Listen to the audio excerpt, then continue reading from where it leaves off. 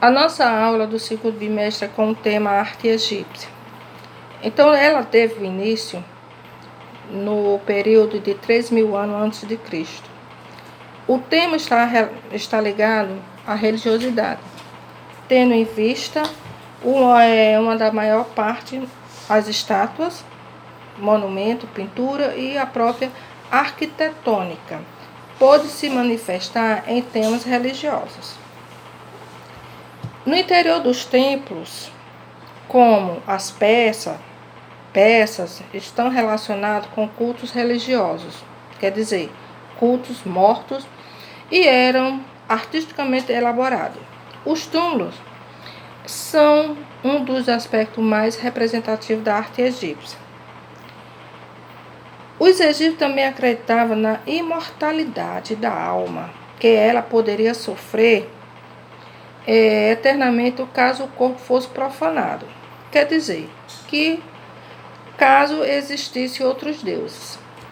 Daí decorre a mumificação de caráter monumental do local onde as múmias eram colocadas, cujo objetivo estava voltado para protegê-las pela eternidade. Lembrando que os egípcios desenvolveram várias técnicas, com vários conhecimentos que hoje nós utilizamos. A parte científica, que é o embalsamento do corpo. Também desenvolveram a asepsia, né? Eles tinham muito cuidado com a higienização. Eles desenvolveram também novos ofícios de arte. Eles desenvolveram o processo de irrigação, drenagem e agricultura.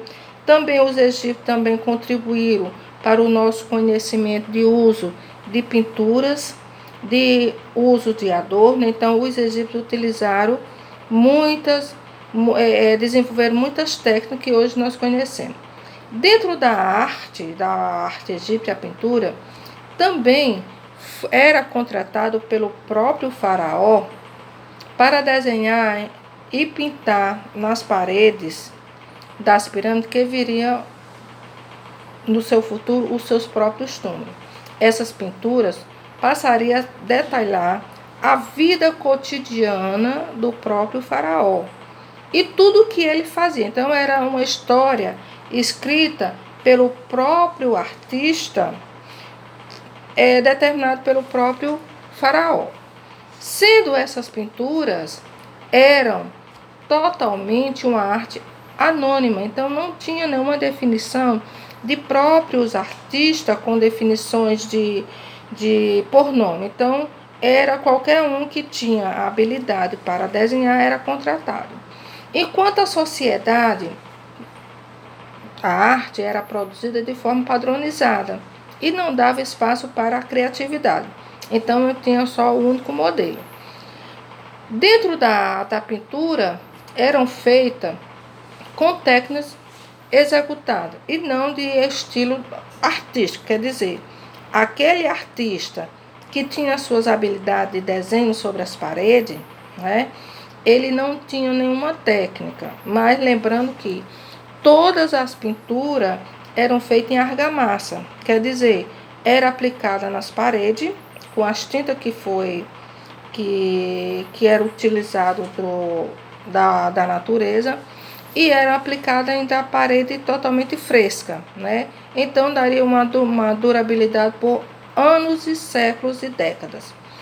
A dimensão das pessoas e objetos era totalmente caracterizava uma relação de proporção à distância, mas sim os níveis hierárquicos daquela sociedade. O faraó era sempre o maior e dentro das figuras apresentadas na pintura. Quer dizer, se o faraó representava, ele era o maior representante da sociedade, então o faraó era pintado, retratado de forma, uma gravura maior. Enquanto os servos eram pintados de forma menor, tá? Então, onde eles mostravam hierarquia de poder, né? Então, dentro dessa hierarquia, já sabia quem era o mais rico e o mais pobre. Dentro das cores a ser utilizada, também eles tinham as crendices da questão das cores. E essas cores era totalmente representada da forma que eles achavam. Então, tinha uma simbologia das cores. O preto era associado à noite e à morte. A cor preta era obtida do carvão de madeira. Então, nós sabemos que a cor, nós sabemos que para nós é luto, é tristeza, né, para a nossa atualidade. O branco, extraído do cal e do gesso. O branco simboliza a pureza e a verdade. Também, voltado para a nossa atualidade, o branco representa o que? A paz, né? A pureza. O vermelho também representava a energia, o poder e a sexualidade. Era encontrado em substâncias ocre. Então, o ocre é a terra, então eles faziam uma mistura.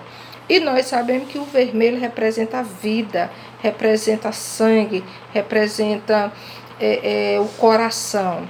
O amarelo está associado à eternidade e era extraído do óxido de ferro hidrato de limonite.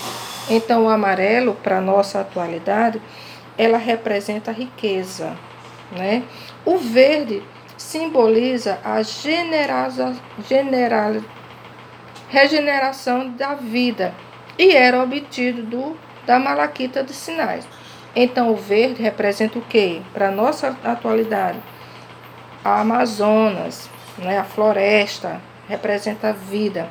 O azul, para eles, também estaria associado o quê? O rio Nilo e ao céu. E também é extraído do carbono de cobre. Então, o azul, para nós, representa o quê? O céu, a água.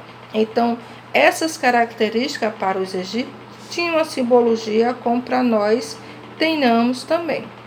Uma das características da pintura egípcia, tá? A pintura, ela é utilizada de baixo relevo, tá? Uma das características, né, do Antigo Egito.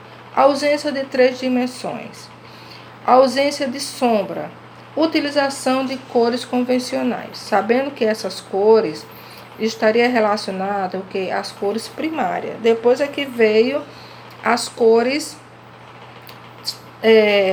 secundária e terciária. Então, outra lei, outra característica bem importante que estabelece sobre a arte egípcia é a lei da frontalidade. O que é a lei da frontalidade? É onde rege a determinação do tronco da pessoa que deveria ser representada de frente, enquanto a cabeça, perna, pés é exibido o perfil. Os olhos são retratados totalmente de frente, de maneira da representação cria a combinação visual e lateral e frontal. Então, quem poderia ser representado de frente? Era o próprio faraó e a rainha, onde eles representavam totalmente o quê? O seu poder aquisitivo sobre a nação egípcia, onde ele representava todo o quê? O seu poder, a sua hierarquia e a sua determinação, sabendo que o faraó, ele era representado como Deus Horus. Então, ele que comandava e determinava todas as leis dentro do Egito, tá? Então, dentro dessa característica, as pinturas a ser feitas nas paredes, de perfil, eram designadas aos servos, tá? Tanto na pintura quanto as esculturas eram determinadas desta forma, mostrando sempre o poder aquisitivo do próprio faraó. Enquanto as esculturas egípcias também eram feitas de forma estática, onde passaria a demonstrar todo o poder aquisitivo do próprio faraó, sendo que as esculturas eram representadas totalmente o quê? Os faraós e dos deuses, desde que elas sejam de forma estática e sem qualquer expressão facial, que é uma das características básicas das esculturas, sendo que a expressão facial não era permitida, nem estar sorrindo, nem estar chorando, nem com tristeza, mas sempre aquela expressão firme, com determinação. A forma estática também representava a questão da postura do faraó ao determinar as suas leis perante a sociedade. As esculturas do faraó também eram representadas sempre na mesma posição: homem de pé, com perna esquerda à frente, homem sentado, da mesma forma, de pernas cruzadas ou sentada com a mão esquerda apoiada na coxa. Quer dizer que essa postura que a escultura representava era como ele estivesse vivo, é como ele estivesse exercendo e determinando as suas leis perante a sua nação. Então o faraó, como ele mesmo designava a ser um deus, então um dos deuses, ele deveria ter toda a determinação sobre as suas leis e o seu domínio sobre a nação. Uma das 3 características da escultura egípcia, temos aqui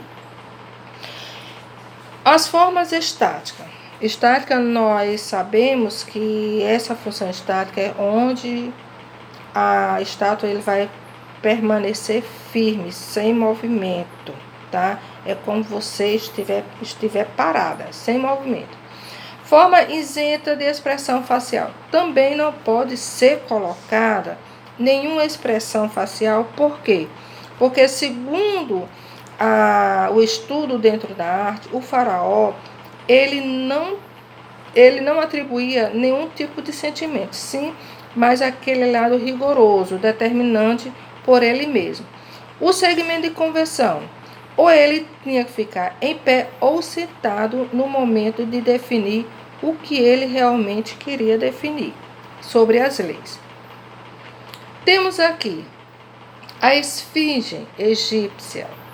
Então, ela está retratada de forma zoomórfica, quer dizer, metade homem, metade animal. Temos a esfinge de Gizé, é um leão. Então aí você pode pegar qualquer figura e observar que a representação a força, o leão, né? O leão está representado o quê? O rei da selva, força. A cabeça humana representa o quê? A sabedoria. A esfinge são, sem dúvida, as esculturas egípcias mais famosas. Nós sabemos que ela foi criada em forma das crendices religiosas de frente aos tempos para afastar os espíritos mal que ali pudesse rodear, tá? Então era uma forma de proteção aos tempos. Então, dentro da arquitetura egípcia, nós sabemos que as 3 pirâmides de Kéops e Miquerindo são as três pirâmides que representam o poder de uma hierarquia e uma dinastia egípcia. Então, nós temos aqui as mais conhecidas as pirâmides de Gizé. Então, dentro da arquitetura, reflete uma funcionalidade que pode ser conferida totalmente a solidez e a durabilidade para cada época. As pirâmides de Gizé do deserto são as obras totalmente arquitetônicas que hoje são consideradas uma das 7 maravilhas do mundo, tá? As famosas as pirâmides, que são as mais criadas, e até hoje o homem estuda